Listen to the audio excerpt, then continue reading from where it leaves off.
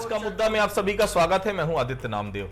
सदन में हिंदुत्व के मुद्दे पर राहुल गांधी के सियासी बोल इतना बड़ा सियासी बवाल लेकर आएंगे, ये खुद राहुल गांधी ने भी नहीं सोचा होगा।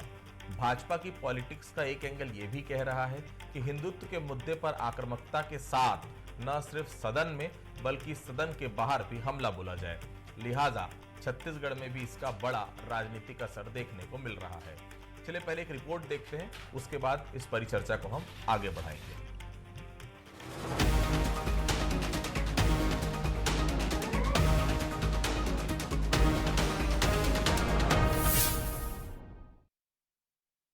राहुल गांधी जी बार बार भगवान शंकर का फोटो दिखा रहे थे।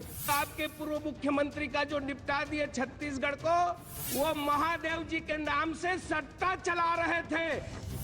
राजनांदगांव सांसद संतोष पांडे लोकसभा में राष्ट्रपति के अभिभाषण पर चर्चा में शामिल हुए। संतोष पांडे ने राहुल गांधी के हिंदू वाले बयान पर तीखा हमला बोला। राहुल के बहाने उन्होंने छत्तीसगढ़ के पूर्व मुख्यमंत्री भूपेश बघेल पर बिना नाम लिए निशाना साधा। उन्होंने महादेव सट्टा ऐप के बहाने भूपेश को कटघरे में खड़ा किया। तो उप मुख्यमंत्री अरुण साव ने कहा कि भ्रष्टाचार के लिए राज्य की कांग्रेस सरकार ने महादेव को भी नहीं छोड़ा था। भ्रष्टाचार के लिए राज्य की कांग्रेस सरकार ने महादेव को भी नहीं छोड़ा था और छत्तीसगढ़ में क्या उनकी दुर्दशा हुई ये सबने देखा है। संसद में महादेव की तस्वीर से हिंदुत्व को लेकर शुरू हुई सियासत का रुख छत्तीसगढ़ की ओर मुड़ चुका है। महादेव की तस्वीर का मुद्दा अब महादेव सट्टा तक पहुंच चुका है। महादेव सट्टा ऐप पर सवाल उठने के बाद पूर्व मुख्यमंत्री भूपेश बघेल ने भी पलटवार किया। उन्होंने कहा कि 6 महीने हो गए, डबल इंजन की सरकार है, फिर सट्टा क्यों चल रहा है। पूर्व मुख्यमंत्री ने इस मसले पर लोकसभा स्पीकर को भी पत्र लिखने की बात कही है। जहाँ तक महादेव सट्टे की बात है तो महादेव सट्टे में डबल इंजन की सरकार है 6 महीने से। अभी तक के हम लोगों ने जो लुकआउट सर्कुलर जारी किया था उसको पकड़ के लाए क्यों नहीं, अभी तक क्यों कार्रवाई नहीं हुई। इस मामले में मैं लोकसभा के स्पीकर को भी पत्र लिखने वाला हूं और सरकार बदल गई, महादेव ऐप चल रहा है, ये ऐप तो चल रहा है, अभी तक की कार्रवाई कुछ नहीं कर रहे हैं। छत्तीसगढ़ में विपक्ष में रहते हुए बीजेपी ने महादेव सट्टा ऐप पर कांग्रेस सरकार को जमकर घेरा था। पूर्ववर्ती सरकार पर इसे लेकर जमकर आरोप भी लगाए गए। अब 18वीं लोकसभा के मानसून सत्र में भी ये मुद्दा गूंजा है। हिंदुत्व से शुरू हुए भाषण की सुई अब छत्तीसगढ़ की ओर मुड़ चुकी है। महादेव सट्टा ऐप पर जहां कांग्रेस लगातार कार्रवाई करने की बात कह रही है, तो वहीं वर्तमान बीजेपी सरकार पर अब निशाना भी साध रही है। महादेव की तस्वीर से शुरू हुई सियासत प्रदेश के महादेव सट्टा ऐप तक पहुंच चुकी है। कुल मिलाकर कहा जा सकता है कि सट्टा ऐप तो बहाना है, बीजेपी का भूपेश पर निशाना है। जहां संतोष पांडे ने तो सदन के बाहर अरुण साव ने मोर्चा संभाला, तो दूसरी तरफ खुद भूपेश बघेल मीडिया के सामने आकर राहुल गांधी के बयान का बचाव करते हुए नजर आए। लोकसभा के चुनाव में आरक्षण बदलने के नैरेटिव का असर हिंदुत्व के एजेंडे पर भारी पड़ गया, लेकिन भाजपा को पता है कि बिना हिंदुत्व के एजेंडे के उनकी राजनीति आगे नहीं बढ़ सकती। लिहाजा आज जब प्रधानमंत्री राष्ट्रपति के अभिभाषण में धन्यवाद देने के लिए खड़े हुए, तो अपने संबोधन में हिंदुत्व के मुद्दे पर कांग्रेस को खूब कटघरे में खड़ा किया। कुल मिलाकर ये कह सकते हैं कि भले ही सियासी गलियारों में विकास और विश्वास का दावा राजनेता करते रहे हों, लेकिन हकीकत तो यही कि आज भी देश की राजनीति धर्म और जाति से आगे नहीं बढ़ पा रही है। आखिर सदन में राहुल गांधी ने भगवान भोले शंकर की तस्वीर क्यों लहराई? संतोष पांडे के संबोधन में भगवान भोले की तस्वीर को महादेव सट्टा ऐप से जोड़ा गया और राहुल गांधी के भाषण के बचाव में भूपेश बघेल को नकली हिंदू बाकी लोगों क्यों कहना पड़ा, खासतौर से प्रधानमंत्री को। इन तमाम सवालों पर हम करेंगे विस्तार से चर्चा। हमारे साथ बातचीत करने के लिए 3 बेहद खास मेहमान मौजूद हैं। किरण वर्मा जी हैं, कांग्रेस के वरिष्ठ नेता, प्रवक्ता, बहुत स्वागत करता हूं उनका। राजीव चक्रवर्ती साहब हैं, भारतीय जनता पार्टी के वरिष्ठ नेता, प्रवक्ता, बहुत स्वागत करता हूं। और मेरे साथ वरिष्ठ पत्रकार हैं द्विवेदी साहब, मैं बहुत स्वागत करता हूं। सबसे पहले मैं अनिरुद्ध दुबे जी हैं मेरे साथ, वरिष्ठ पत्रकार, माफी चाहता हूं, बहुत स्वागत करता हूं उनका। सबसे पहले सुरेंद्र जी के पास चलता हूं। सुरेंद्र जी, आप हिंदू है ना? कितने हिंसक हैं आप? कितनों पर हमला किया है आपने? कितने घरों को उजाड़ा है आपने? नहीं तो फिर ये सार्वजनिक परसेप्शन क्यों बनाया गया कि हिंदुत्व हिंसा की बात करता है, हिंदू हिंसा करता है? सुरेंद्र जी। आदित्य जी, मैं समझता समझता हूं कि वो 90 मिनट से अधिक का जो अभी भाषण है राहुल जी का, कल आपने पूरा सुना होगा। जिस तरह से भारतीय जनता पार्टी के नेताओं को, खास तौर पर अमित शाह और मोदी के राज में जो अधिनायकवाद चल रहा है, जो परसेप्शन क्रिएट किया जा रहा था, जो 10 साल से, पिछले 10 साल से जो एक डर का माहौल बनाया था, राहुल जी ने कल आईना दिखाने का काम किया। जो बेनकाब हुए हैं भारतीय जनता पार्टी के नेता, तो कैसे बिलबिला रहे हैं। सदन में पहली बार देश के प्रधानमंत्री को प्रतिपक्ष के नेता के अभिव्यक्ति को दबाने का प्रयास किया गया। जिस प्रकार से उसको रोकने के लिए 2-2 बार टोका टोकी उन्होंने किया, आधा दर्जन बार राजनाथ सिंह जी को उठना पड़ा। तो भारतीय जनता पार्टी का जो छद्म चेहरा है, जो इनकी असलियत है, जो इनका फर्जी राष्ट्रवाद है, वो बेनकाब हुआ है। उससे ये व्यथित होकर कांग्रेस पर आरोप लगा रहे हैं। राहुल जी ने बिल्कुल नहीं कहा कि हिंदुत्व जो है वो हिंसक होता है। उन्होंने ये कहा कि ये हिंदुत्व के ठेकेदार बनने वाले केवल भाजपा हिंदू नहीं है, केवल मोदी हिंदू नहीं है, केवल आरएसएस हिंदू नहीं है, हम भी हिंदू हैं। यहां हम जितने बैठे हैं चर्चा में, हम सारे हिंदू हैं। और हमारा हिंदुत्व जो है वो हिंसक नहीं है। हमारा हिंदुत्व जो है सत्य के मार्ग पर चलना सिखाता है। छत्तीसगढ़ के संदर्भ में हम कहें तो बाबा गुरु घासीदास की धरती है, कबीर पंथ के लोग हैं। बहुत व्यापक अर्थ में है हिंदुत्व, लेकिन जो संकीर्णता, जो उन्माद, जो नफरत भारतीय जनता पार्टी के नेता केवल राजनीतिक लाभ के लिए फैलाने का काम करते हैं, राहुल जी ने आईना दिखाने का काम किया है। राहुल जी ने बिल्कुल नहीं कहा। राहुल जी ने बहुत सारी बातें उठाई। नीट परीक्षा में जो धांधली हुई है केंद्र सरकार के नेताओं के संरक्षण में, गुजरात में, बिहार में, जहां जहां इनकी सरकारें हैं, जिस तरह से अग्निवीर का मामला उठाया। अग्निवीर जो है वो सेना का स्कीम नहीं है, वो पीएमओ का स्कीम है। तो भारतीय जनता पार्टी को उनके जवाब नहीं है। किसानों को एमएसपी की कानूनी गारंटी का वादा था, C2 फार्मूले पर एमएसपी देने की बात थी, वो सारे मुद्दे उन्होंने उठाए।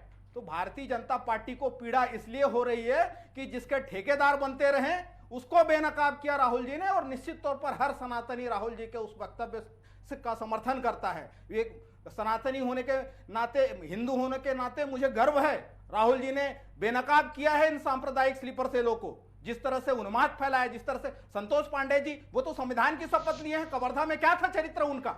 वो तो सांसद रहते। उन्माद, अभी एफआईआर है, इनकी सरकार है, 6 महीने हो गए डबल इंजन की सरकार में, क्या जांच हुआ बताए। और आज जिस तरह से आदित्य जी गलत बयानी की गई, राजस्थान के कन्हैया टेलर के मामले में एनआईए ने जांच किया, एनआईए ने पकड़ा है। और जो आतंकी पकड़े गए रियाज और गौस मोहम्मद, उनके भारतीय जनता पार्टी से कनेक्शन निकले हैं, पदाधिकारी थे, वो आते जाते थे। इनके नेता जो है गुलाब सिंह कटारिया, उनके साथ फोटो वायरल होती तो एनआईए ने पकड़ा है। तो ये गलत बयानी करना छोड़ दे। असल मुद्दे छत्तीसगढ़ के हैं, जहां से यह प्रतिनिधित्व करते हैं 70 से ज्यादा ट्रेनें। अभी स्कूलें खुल गई है, अभी कैंसिल है। जिस तरह से खाद बीज की समस्या है, जिस तरह से नैनो यूरिया एक्सपायर हो चुके हैं, उसको बांटा जा रहा है उन्हीं के क्षेत्र में। आपको याद होगा नवागढ़ तहसील का मामला सामने आया, कोचियों को 200 रुपए अतिरिक्त लेके शराब की सप्लाई की जा रही है। तो वो मैं आऊंगा राहुल, मैं आपसे बात करना, राजीव जी, राहुल गांधी ने क्या वही कहा था जो आप लोग समझाना चाह रहे हैं, या फिर हर बार की तरह जैसे कांग्रेस आरोप लगाती तिल का ताड़ बना रहे हैं? राजीव जी, देखिए, राहुल गांधी जी, सबसे पहले बात है कि वो विवेक शून्य हो गए हैं। और विवेक शून्य कभी वो जो अति उग्रवादी चरमपंथी जो वाम मार्गी है उनकी बात करते हैं, कभी वो वेटिकन सिटी की बात करते हैं। बड़ा दुर्भाग्यपूर्ण है, वो तो भारत को एक राष्ट्र नहीं मानते। उन्होंने कैम्ब्रिज में जाकर सीधे कहा था भारत कोई राष्ट्र नहीं है, भारत कुछ राज्यों का समूह है। तो राहुल गांधी शुरू से ही confuse man between each and everything है। आप लोग जो बोल रहे हैं वो कहा था उन्होंने, नहीं कहा था, और आज भी वो संसद में कहते हैं। क्या वे जो चर्च के जो ननों के ऊपर बलात्कार होता है उसके ऊपर कभी कहते हैं? क्या जो फादरों ने बाल यौन शोषण किया केरल के चर्चों में उसके ऊपर कभी बात करते हैं? क्या जो हत्याएं की जाती है इस्लामी चरमपंथी उसकी बात करते हैं? वो बात बात पर राम भगवान, मैं हिंदुत्ववादी नहीं हूं, मैं हिंदुओं का विरोधी नहीं हूं, लेकिन हिंदुत्ववादी नहीं हूं, बार बार सनातन का अपमान, शंकर जी की फोटो लेकर। क्या उनके अंदर इतनी हिम्मत है कि वो इस्लाम के ऊपर कोई बात कर सके? नहीं कर सकते, क्योंकि वहां पर उनकी बहना अभी चुनाव लड़ेगी, क्योंकि वो उनका वोट बैंक है। तो ये कोई हिंदू धर्म या सनातन धर्म आपकी जेब की पूंजी नहीं है।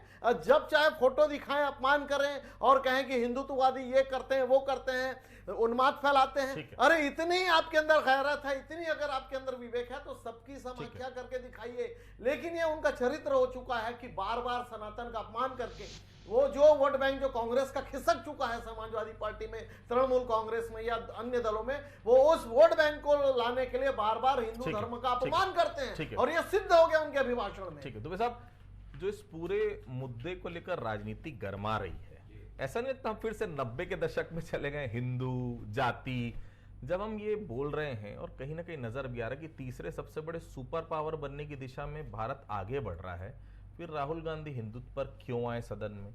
और प्रधानमंत्री ने यहाँ पर ये कहना पड़ा उनको कि हिंदुओं को ये सोचना चाहिए। क्या यह केवल संयोग है या फिर कोई प्रयोग है? कहाँ जा रही है देश की राजनीति? देखिए आदित्य जी, सबसे बड़ी बात तो ये है कि 2014 और 2019 लोकसभा में विपक्ष का कोई नेता ही नहीं था और लोकतंत्र में मजबूत विपक्ष का होना बहुत आवश्यक है। एक दुर्भाग्यपूर्ण स्थिति थी और अब राहुल गांधी जी नेता प्रतिपक्ष बने और उनको बनना भी चाहिए था, उनमें मैं काबिलियत है मानता हूँ। लेकिन आप एक चीज़ गौर करिए, मेरे ख्याल से हिंदुस्तान के इतिहास में ऐसा पहला मौका है कि लोकसभा में जब नेता प्रतिपक्ष का राष्ट्रपति के अभिभाषण में पहला भाषण हुआ तो उसकी इतनी चर्चा, मतलब मैं हैरान हूं मैं कि यूथ टीनेजर जो है आज वो भी जो राहुल गांधी के भाषण पे चर्चा कर रहा था। क्या कर रहा था ये एक अलग विषय है। राहुल गांधी जी ने वहाँ पे मणिपुर, नीट, नोटबंदी, महंगाई, बेरोजगारी, अग्निवीर की बात की, बहुत अच्छी बात है। किसी भी नेता प्रतिपक्ष को जिम्मेदारी के साथ जो है ये सब चीज़ों को अगर कहीं सदन में उठाता है तो वो उसका अधिकार क्षेत्र है और करना भी चाहिए। लेकिन कल मैं एक्सपेरिमेंट को मैं कल पूरा देखा मैंने, लेकिन वो एक्सपेरिमेंट मुझे समझ में नहीं आया कि जो तस्वीरों वाला एक्सपेरिमेंट है, क्योंकि जो सदन का वक्त बहुत कीमती होता है और मुद्दे उसमें जो है बहुत महत्वपूर्ण होते हैं। तो वहाँ पे जो है उन्होंने भगवान शिव की तस्वीर पेश की, भगवान बुद्ध की, गौतम बुद्ध की, महावीर जी की, गुरु नानक जी की, और एक सेंटेंस उन्होंने कई बार रिपीट किया, डरो मत, डराओ मत, डरो मत, डराओ मत। उन्होंने कितनी ही बार किया, मतलब अगर आप गिनती लगाएं तो शायद वो जो है 20 से ऊपर वो जो है संख्या पहुंच जाए, डरो मत, डराओ मत। तो कुछ चीजें तो महत्वपूर्ण थी जो उन्होंने मुद्दों को रेखांकित किया, उसका तो स्वागत किया जाना चाहिए। लेकिन वास्तव में जो ये जो है चित्रों को बार बार सामने लाना और वो हिंदुत्व की बात, तो फिर उन्होंने कहा कि असली हिंदू हम हैं, ये भी कहा उन्होंने। तो क्या मैसेज देना चाह रहे हैं ये कल की स्थिति में तो आदित्य जी कहीं से क्लियर होते नजर नहीं आया। और मतलब चीजें बहुत साफ होनी थी और शायद उतनी साफ नहीं हो पाई, इसीलिए आज जो है भारतीय जनता पार्टी जो है बोलने के लिए टूटी पड़ी नजर आई। ठीक, सुरेंद्र जी, आज भूपेश बघेल सामने आए, बहुत अच्छी बात है, लेकिन आप लोग ऐसा नहीं लगता कई बार अंधभक्ति दिखाने के लिए सामने आते हैं कभी कभी? आखिर हिंदू ही क्यों ना कहा जाए? जो भारतीय जनता पार्टी आरोप लगाती है तुष्टीकरण की राजनीति करते हैं आप लोग, क्यों ना आरोप ये लगाया जाए आपके ऊपर? बताइए। राहुल गांधी महादेव की तस्वीर लेकर आए जिसको संतोष पांडे ने महादेव ऐप से जोड़ा। क्या आप इंकार कर सकते हैं कि भूपेश बघेल के कार्यकाल में ये सट्टा ऐप खूब फला फूला पूरे छत्तीसगढ़ में? आदित्य जी, आप विद्वान पत्रकार हैं, मेरा सवाल है कि ये जो जितने जुआ, सट्टा, ऑनलाइन गेमिंग ऐप है वो किसके नियंत्रण में होता है? मेरा ख्याल है कि केंद्रीय सूचना प्रसारण विभाग जो है इसको नियंत्रित करने का प्राधिकार उन्हीं के पास में है। पिछले 6 महीने से जो है डबल इंजन की सरकार है। गृह राज्य सूची का विषय है। हमारी सरकार थी तो आपको याद होगा 70 से ज़्यादा FIR हुए, सैकड़ों गिरफ्तारियां हुई, मोबाइल, लैपटॉप, डेस्कटॉप तमाम उपकरण जब्त हुए और ईडी ने जब कार्रवाई की तो 526 करोड़ रुपया जिस गाड़ी से बरामदगी बताई गई वो काले कलर की इनोवा भारतीय जनता पार्टी के नेता के भाई की बृजमोहन अग्रवाल के नाम पर पंजीकृत पाया गया। बताया ईडी ने एक बार भी पूछताछ किया हो तो। और जो हमारी सरकार ने तो उस समय जो आरोपी जिनको चिन्हांकित किया गया था, जिनको जांच में पाया गया था, उनके खिलाफ भी जो है लुकआउट सर्कुलर जारी किया गया था। वहां से तो प्रत्यर्पण संधि है, फिर किसके संरक्षण में? और सबसे बड़ी बात, आज भी आज की तारीख में न केवल महादेव बल्कि जंगली रमी, तीन पत्ती, ड्रीम 11 जैसे सैकड़ों की संख्या में ऑनलाइन ऐप जो है मोदी सरकार के संरक्षण में, जिसे सरकार बाकायदा 28% GST, 30.4% इनकम टैक्स ले रही है और भारतीय जनता पार्टी के नेताओं के संरक्षण में चल रहा है। ये बताएं आज बंद है क्या महादेव ऐप? तो हमारी सरकार ने तो लुकआउट नोटिस जारी किया, कार्रवाई की, सरकार बदलते ही उनको संरक्षण कौन दे रहा है? और पूरे देश में किसकी जवाबदारी है? तो संतोष पांडे जी सम्मानीय सांसद हैं। जिस तरह से छत्तीसगढ़ अपराध बढ़ गया है, 6 महीने के भीतर 300 से ज्यादा बलात्कार हुए हैं, 80 से ज्यादा सामूहिक दुष्कर्म के केस छत्तीसगढ़ में रजिस्टर्ड हुए हैं, 200 से ज्यादा हत्याएं हुई है, मॉब लिंचिंग हो रहे हैं। आरंग में, यहाँ कालीबाड़ी चौक में एक छात्र आदिवासी को उठाया गया। कल के डेट में 3 हत्याएं इसी राजधानी में हुई है। भिलाई में गैंगवार हुआ।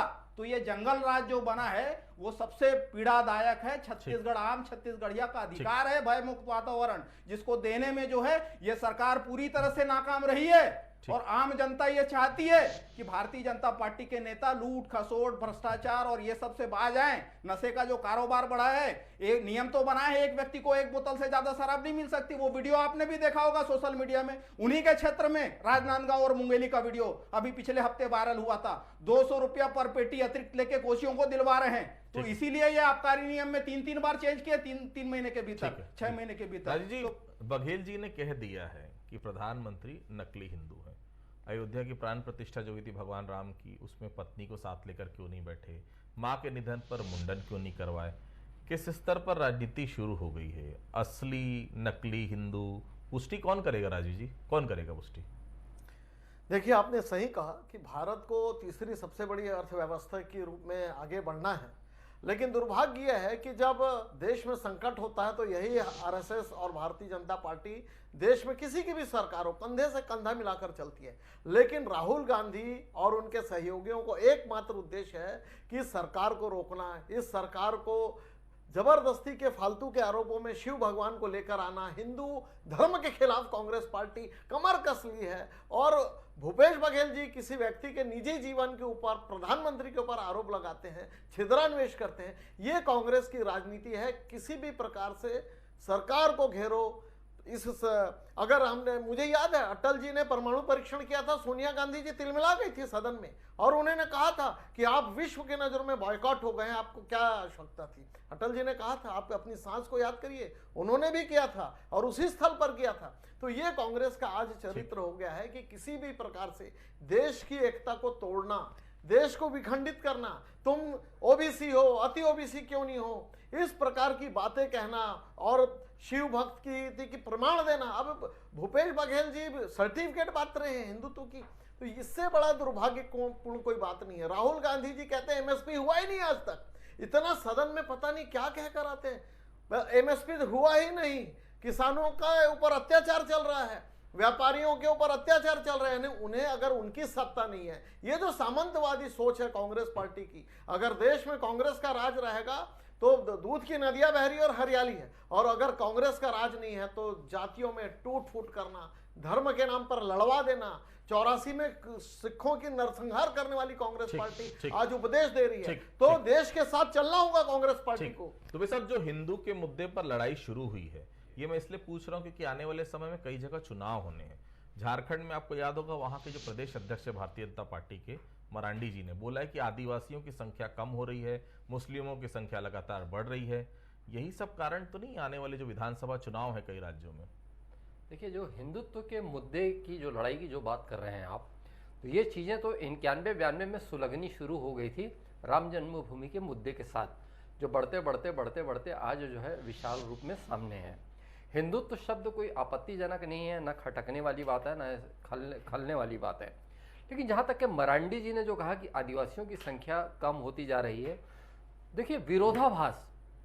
पहली बात तो मैं जो मरांडी जी की बात कहूँगा कि आदिवासियों, वास्तव में आदिवासियों की संख्या कम होती जा रही है, इसमें कहीं कोई दो मत नहीं है। और आदित्य जी देखिए, अलग अलग जगह पूरे देश में आदिवासी फैले हैं, मतलब केवल बात छत्तीसगढ़ की, झारखंड की नहीं है, और भी जगहों पर ये तक देश में हुआ है कि पता लगा 50, 25, 20, 10, और उसमें ऐसे भी आदिवासी कौम खत्म हुई कि जो उनकी अपनी भाषा थी, मतलब उनमें जब पूरे लोग मर गए तो भाषा मर गई। इसी हिंदुस्तान में हुआ है। लेकिन जो जनसंख्या बढ़ रही है, आदित्य जी 77-78 में जब हम स्कूल के दिनों में थे तो हम पढ़ा करते थे कि हिंदुस्तान की जनसंख्या 60 करोड़, और 60 करोड़ ऐसा सोचते थे, कल्पना करते थे तो मतलब चौंक जाते थे कि क्या है। आज तो 1.25 अरब है, और आज मतलब ये जो विस्फोटक स्थिति है जिसके आने वाले भयंकर दुष्परिणाम भी होंगे। तो मुझे ये समझ में नहीं आता कि किसी भी राजनीतिक पार्टी की ओर से इस पर कोई दृष्टिकोण क्यों नहीं सामने आता। मतलब इसका समाधान जो है, इसकी समाधान की बात कोई पार्टी क्यों नहीं करती नजर आती। मतलब तरह तरह की बातें होती है, इस पे कोई चर्चा क्यों नहीं होती है, मैं आज तक नहीं समझ पाया। ठीक, सुरेंद्र जी, आखिरकार आप लोग राहुल गांधी के बयान का समर्थन क्यों कर रहे हैं? चलिए कर रहे हैं, अच्छी बात है, लेकिन ये नहीं लगता कि सदन में जो बातें हो रही हैं क्या वो सही है? नैतिकता होनी चाहिए, हिंदू मुस्लिम, क्या यही मुद्दे हैं कांग्रेस पार्टी के पास? नेता प्रतिपक्ष बनाया गया, सदन के नेता हैं वो, माफ कीजिएगा विपक्ष के नेता हैं, और इस प्रकार के अगर सवाल जवाब आएंगे, इस प्रकार की चीजें आएंगी, तो क्या ऐसा लगता है मुद्दे कम है? नीट का इतना बड़ा मुद्दा है आपके पास, विधानसभा चुनाव में बहुत सारे मुद्दे आपको मिले, लोकसभा चुनाव में आपके पास मुद्दों की कमी नहीं है, फिर ये हिंदू मुस्लिम वाला मुद्दा? आदित्य जी, सारे मुद्दे उठाए राहुल जी ने। जो भारतीय जनता पार्टी का छद्म चरित्र है, जो ये आवरण ओढ़ते हैं, जो चोला ओढ़ते हैं, उससे बेनकाब करना जरूरी है। उन्होंने मणिपुर का मुद्दा उठाया, मणिपुर में बहस नहीं हो रही है। पुलवामा के नाम पर जो वोट ले लिए, आज तक पुलवामा के शहीद के परिजनों को न्याय नहीं मिला। गलवान में 21 जवान हमारे शहीद हो जाते हैं, आज भी देश के प्रधानमंत्री कहते न कोई घुसा था न कोई घुसा है, तो 21 जवान क्या आत्महत्या किए हैं? जिस तरह से महंगाई के बारे में, बेरोजगारी के बारे में लगातार राहुल जी बोल रहे हैं, कब नहीं बोले? और भारतीय जनता पार्टी केवल झूठ की राजनीति करती है। इनके लिए धर्म के नाम पर चंदा चोरी, जमीन दलाली, आप देख रहे हैं क्या हो रहा है। जो रामायण पर्वत बना है वहां पर, सुन लीजिए, जो अयोध्या में बना है, क्या स्थिति है? ये चंपत राय के साथ मिलकर चंदा चोरी किए, कब माफी मांगेंगे? हमारे लोगों ने, हमने खुद स्वयं चंदा दिया, सनातनियों के पैसे से वो मंदिर बना। राम सेतु को पहली बार अटल की सरकार में जहाज रानी मंत्री थे टीआर बालू, उन्होंने कहा, और आखिरी बार पिछले शीतकालीन सत्र में मोदी सरकार के मंत्री जितेंद्र सिंह ने कहा, शर्म आनी चाहिए हिंदुओं को, इनका नाम भी फर्जी है। ये मुसोलिनी और हिटलर के अनुयायी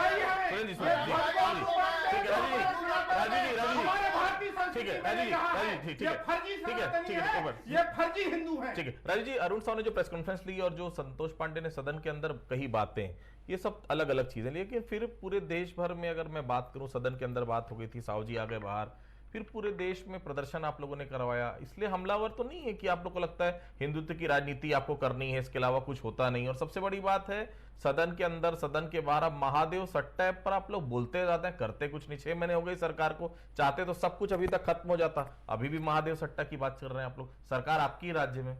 देखिए, आपके 2 प्रश्न है कि पहला, भारत में क्यों नहीं? हाँ, मैं चाहता हूं कि अगर आप सनातन और हिंदू धर्म के खिलाफ लगातार बोलेंगे, विश्वमन करेंगे हिंदू धर्म के खिलाफ, और कांग्रेस पार्टी को अगर केवल अल्पसंख्यक वर्ग का वोट चाहिए, हम सहन नहीं करेंगे। दूसरा, महादेव ऐप के खिलाफ गिरफ्तारियां हुई है, जो लोग लापता हैं, जिन्हें भूपेश बघेल जी की सरकार ने लापता कर दिया था, उनकी खोजबीन जारी है और हम बर्दाश्त नहीं करेंगे। इंजन की सरकार में संरक्षण मिल रहा है, एक एफआईआर बता दे, एक कार्रवाई बता दे। कांग्रेस पार्टी मेरे पास समय कम है जी, अपराध का गढ़ बनाया, उसे हम तोड़ेंगे। ठीक। तो देखिए, ये मुद्दे हैं, मुश्किल यही है, छत्तीसगढ़ की जनता की, देश की जनता की बहुत विश्वास के साथ सरकारें चुनकर वो भेजती है। इस बार तो विपक्ष भी बहुत मजबूत है, उम्मीद यही है विपक्ष से भी सकारात्मक मुद्दे हैं, वो मुद्दे हैं जिससे जनता सीधे तौर पर जुड़ी हुई हो। हिंदू मुस्लिम जात पात, इससे ये राजनीति छत्तीसगढ़ देश बहुत देख चुका है। अब उम्मीद यही है कि जनता से जुड़े मुद्दे अधिक से अधिक लोकसभा में आए, यही हम सभी उम्मीद करते हैं। आप सभी हमारे साथ जुड़े, आप सभी लोगों का बहुत बहुत धन्यवाद। आज का मुद्दा फिलहाल इतना ही, बाकी खबरों के लिए आप लगातार बने रहिए बंसल न्यूज के साथ। नमस्कार।